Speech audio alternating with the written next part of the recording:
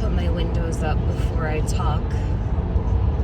And I hope that you can hear me.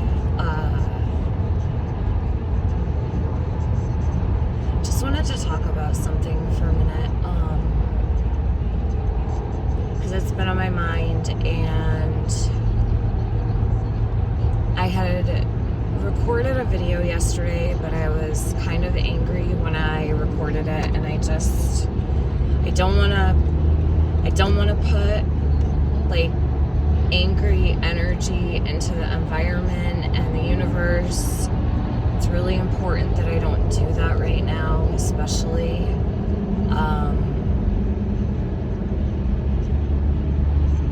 So yesterday I had gotten a text from one of my friends, and they had said, Tiffany, didn't Laura ask like why you need a GoFundMe for David, and don't you have insurance? Why would you need a GoFundMe? And I said, yeah. They were like, well, she's making a GoFundMe for a trip to Las Vegas. And I was like, wow, okay. So long story short, I guess her daughter's wedding fell through, and she isn't marrying the guy she was with or whatever.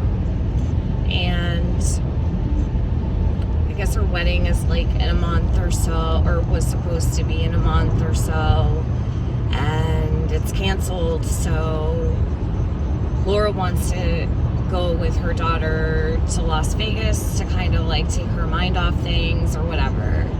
And she doesn't have the money for a flight to go, or spending money when she's there and things like that. And trust me, I am all about living in the moment and spending time with your children, because tomorrow is never promised, and we think we all have time, but you just really don't know. Life can change in a heartbeat, and you may never get to take those trips. You may never get to go where you wanted to. You may never get to take that family vacation.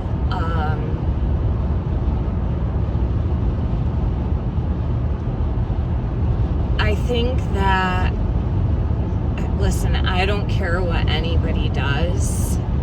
I don't care how anybody spends their money. I don't care who asks for money. I don't give a shit. We see it every day on this platform, people that fundraise for really, I mean, maybe they're important things in the moment to people. And I will say, like, before David got cancer, I worried a lot about things, like I lost sleep over things throughout, 20 years of being pretty much a single mom. Like, even when I was with somebody, I always considered myself a single mom, because David was my responsibility always, even when I was with somebody, and I never expected anybody to pick up, my burdens or responsibilities. And there were times that I struggled so hard, like didn't know where I was going to get the money for bills or whatever, laundry detergent, whatever it might be. I think at some point in everybody's life, they've been there in that place where they're like, how am I going to do this? How am I going to make this work, or whatever? And what I want to say is, if you have problems that money can fix, you're blessed. If something that you're stressing about can be fixed with money, you're blessed.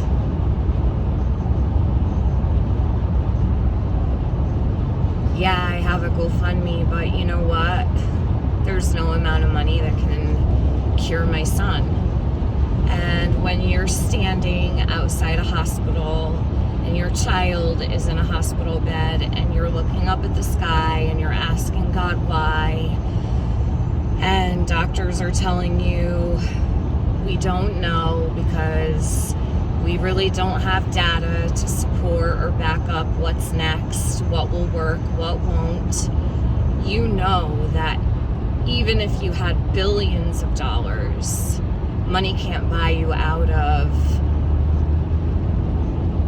stage 4 cancer, or stage 2, or stage 1, or sometimes stage 0, reoccurring cancer, other diseases, blood disorders, anything. There's so many different types of diseases that are not curable, or, you know, what I'm trying to say is, it made me really upset when I was listening to Makeup Mobster yesterday, and she was going over one of Laura's live streams. I don't know when it was from, and I was listening through Leanna's stream, and Laura was saying, like, I'm gonna set up a GoFundMe for this. I want to be able to give my daughter a can't say no vacation.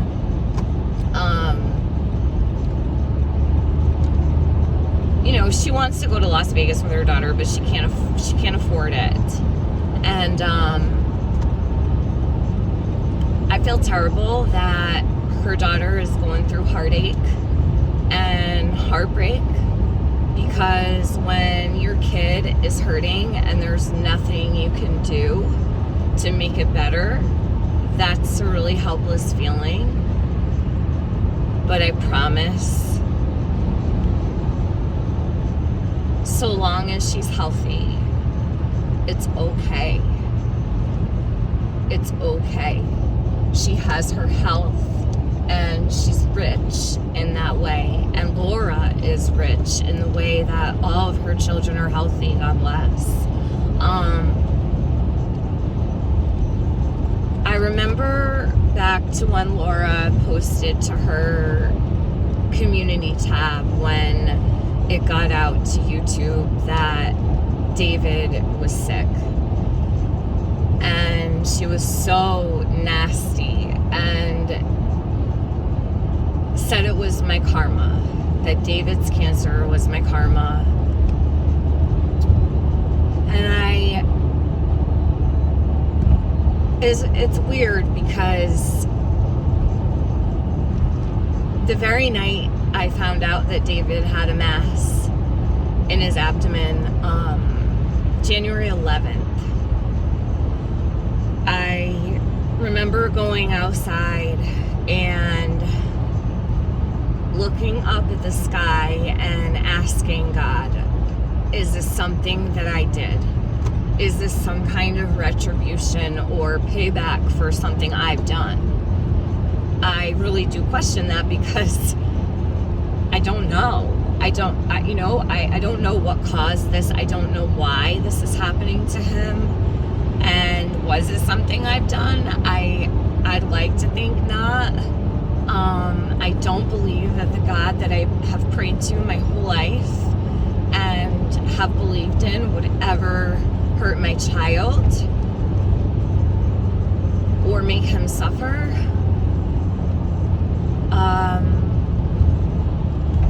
But he's my heart and soul, and he's my entire life. I live and breathe for him. I don't know life without him. I had David when I was 20 years old. I got pregnant with him when I was 19, and I was a kid when I had him. I was a baby when I had David, so I've kind of grown up with David in a way. I can't imagine a life without him, but it happens often to what it was saying. So Laura had questioned why I have a GoFundMe, and I will say that from January to April, I just did it. We did what we had to do. I drove back and forth to Providence every single day. David had chemo in the hospital because of the chemo regimen he was on. It was called R-Codox IVAC. It's one of the most intensive chemotherapies that there is, and if anybody that's been following me knows that it cures 80 to 90% of Burkitt lymphoma patients. And April 21st, he had a PET scan, and the PET scan revealed that there was still cancer. He had scans March 20th, and there was no evidence of lymphoma. So within that month, it just started to regrow. So then it turned refractory, meaning that the lymphoma is going to be a lot harder to treat. So when I found out it was refractory and his chance of survival dropped to 10%, I did set up a GoFundMe. I quit my job and I put up a GoFundMe because I knew we were in big trouble, like really big trouble. The doctor told us at his appointment that he had spent the whole entire night getting a care team for him in Boston together, and that he needed to do CAR T cell therapy, which is when they take your T cells, your fighter cells out, and they modify them to attack the antigens on the cancer. So if you were to picture a sweater or a t-shirt and then your bra or your pants and underwear, the antigens on the cancer are what they attack. So it would be like them attacking your sweatshirt, but it was a single antigen CAR T, and it did an incredible job at eating up almost all of the lymphoma. He only had 3 little spots lighting up on his PET scan. I believe his PET scan was his 30-day PET scan was June 10th, or I think it was June 10th, maybe around then, because we came home to Rhode Island on the 14th of June. So he had his T-cell therapy May 14th, or no, it was May 16th, and he was released back to me June 2nd to the hotel that I was staying in, and we were given the okay to leave on the 14th. So we left Boston and came home, and then he was scheduled for a 60-day PET scan, but before the 60-day PET scan, we had gone up to Boston to do all of his bone marrow transplant appointments and to get him fit for radiation, because they have to clear out your bone marrow before you receive your transplant. And then they take the other person's bone marrow and they put it into the recipient, and it's a new immune system. So we had just gone to Boston. It was July 1st, and we got home the same day. We went up there, did all of his appointments, and came back on the train. And then he said, "Mom, I know you don't want to hear this, but my lymphoma's back." And I trust David because he's so in tune with his body and he knows what the lymphoma feels like.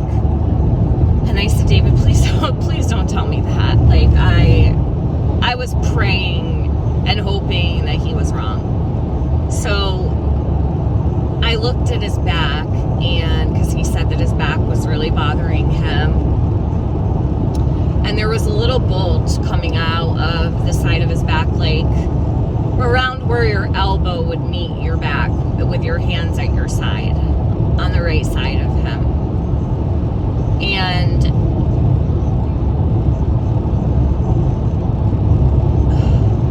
the next morning, it was the size of a lemon. It just grew overnight. Like, I was blown away. And they put the bone marrow transplant on hold. So he has a 10 out of 10 match. It's a girl in the United States. He has an 8 out of 10 match in Germany. But we're going to go with the American match, because it's 10 out of 10, which is also unheard of. When it's unfamilial, usually you don't get a 10 out of 10. We do know that she's been calling to check on David's status, and she's there. We have not lost her. We need her. And she's waiting, just like we're waiting, but we're just having a really hard time getting David to remission, and in the last 10 months he has not been able to achieve that. And there's only one thing left that we can do, which is a multiple antigen CAR T, pretty far from home, but that's also a story for another day. We've been trying to get this in motion for a month and a half. I'm not going to get into that, but please pray that that works out for him, because he really needs it. Like, he needs it a month ago. So anyhow, that's why I set up the GoFundMe, because I knew what we were looking at when it turned refractory, and how hard it is to cure refractory Burkitt lymphoma. So luckily, yes, there is something more he can do, but it's the last option we have. David's been on immunotherapies, chemotherapies. Nothing is working. Nothing is working. I know that this multiple antigen CAR T will cure him and put him in remission. Well, not cure him, but put him in remission so he can actually be transplanted, because you can't transplant someone with active Burkitt lymphoma. Their immune system won't graft. Their new immune system won't graft in time, and the Burkitt lymphoma doubles daily, so we could lose him in the process. And not going to play Russian roulette with David's life, although it does feel like it is Russian roulette every day.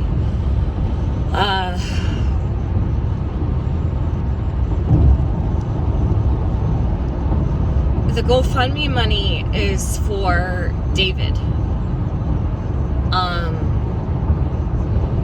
Yes, I need to stay in hotels and, get transportation while I'm in these cities that we're going to be frequenting and have been. But I know, the thing is when Laura said, why does Tiffany need a GoFundMe? I was shocked, because I'm like, does she not get what the hell is going on here? Like, is she dense? Well, anyway, now, she's making a GoFundMe to go to Las Vegas, and I'm thinking, wow, the audacity of her. Does she not remember, like, pretty much putting me down and shaming me for making a GoFundMe for my son, who has the worst cancer, the worst B-cell lymphoma known to man. But now she's going to make a GoFundMe to go to Las Vegas. Okay, sure, no problem. I don't care care. She makes a GoFundMe. She can make a GoFundMe for shoes. I don't care what she does, but it just brought back when I found out. I'm like, wow, she like totally questioned why I had a GoFundMe for David, and now she's making one to go to Las Vegas. You cannot make rational sense of something like that. Laura, I don't know why you are so cold. I don't know why you have no empathy. I don't need like any kind of sympathy from Laura. That's not what I'm saying here. What I'm saying is, does she forget that she put me down for making a GoFundMe for my kid, who right now is hanging on by a thread?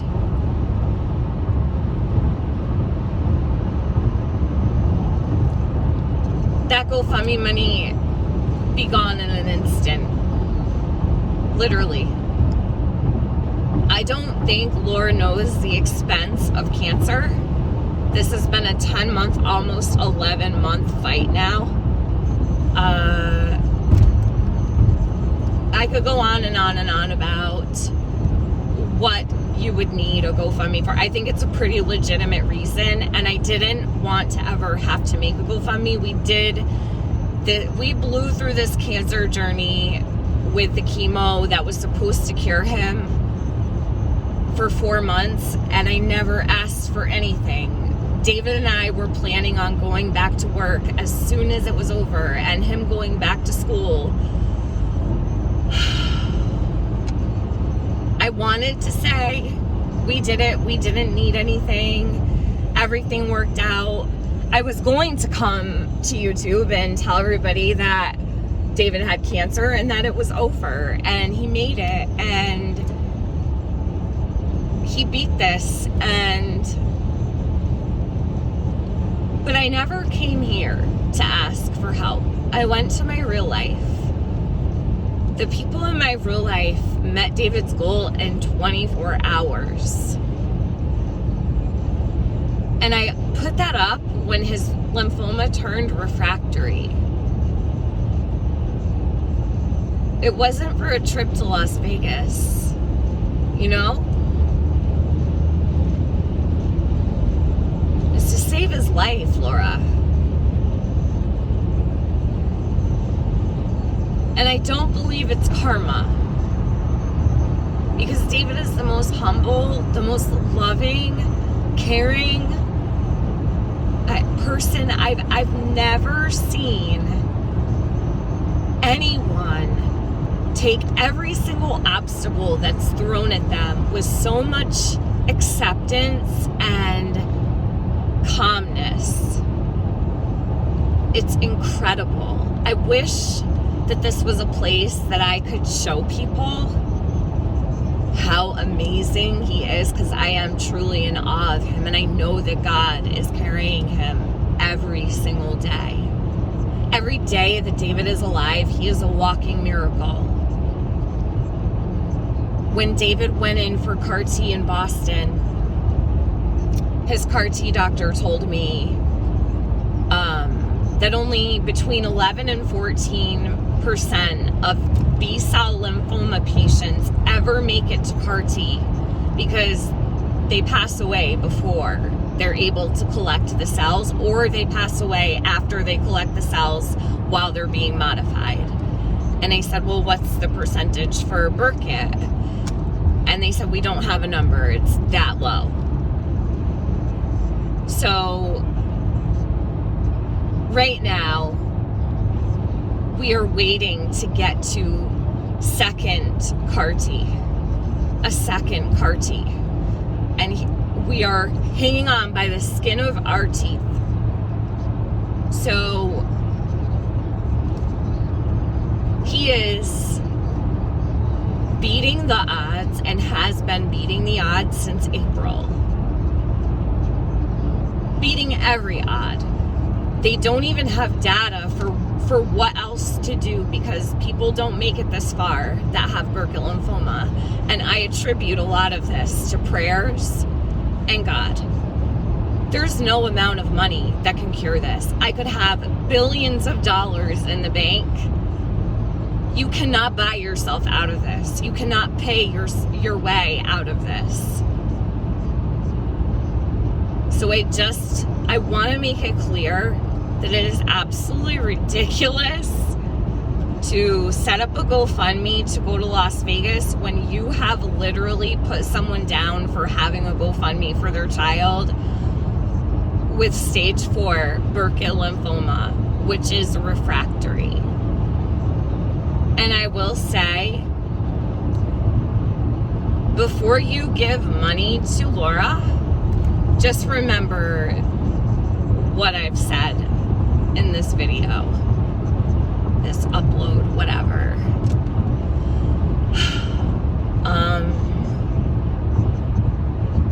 And again, I know I've asked for, we really need prayers right now.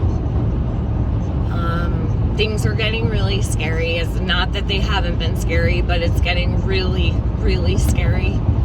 And if you're a praying person, I don't care who you pray to. I don't care what God you believe in. I don't care if you don't pray and you just put a positive thought into the universe. But please just, and I'll ask my enemies, please pray for him. No matter how you might feel about me,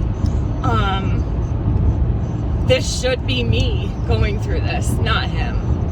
And he doesn't deserve a single bit of this.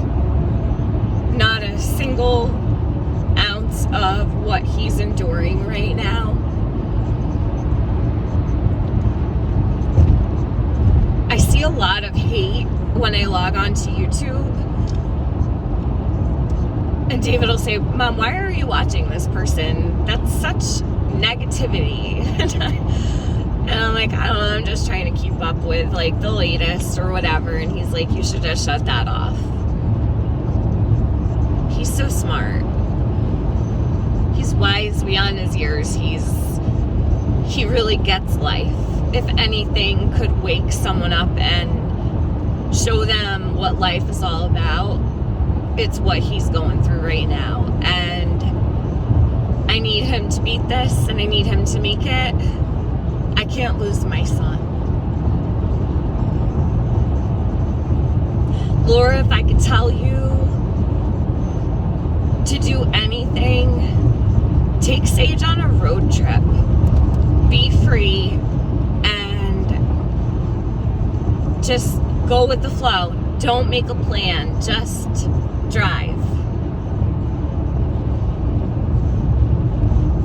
Go see places that you never even thought you would want to see.